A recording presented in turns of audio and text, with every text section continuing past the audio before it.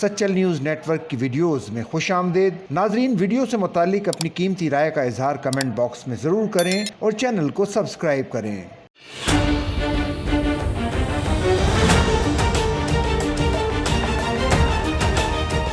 Inspector general police Sindh Ghulam Nabi Memon کی grade 22 میں ترقی، وزیر اعلیٰ ہاؤس میں رینک پننگ تقریب۔ وزیر اعلیٰ سندھ سید مراد علی شاہ نے غلام نبی میمن کو گریڈ 22 میں ترقی پر مبارکباد دی۔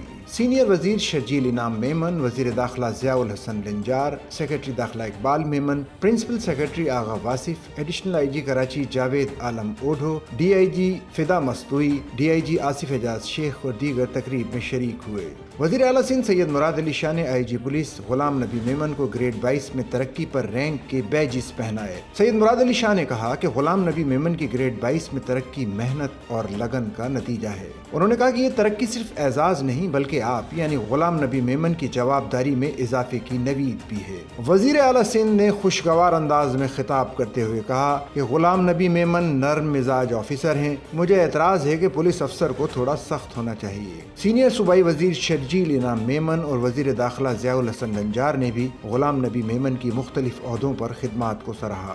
غلام نبی میمن 1991 میں اے ایس پی بنے اور 1993 میں ایس پی کے طور پر ترقی ہوئی۔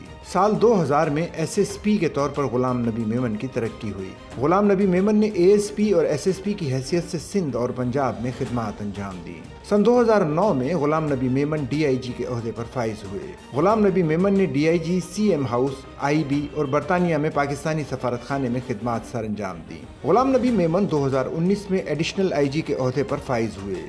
سن 2024 سے سندھ میں غلام نبی میمن آئی جی پولیس کی حیثیت سے کام کر رہے ہیں۔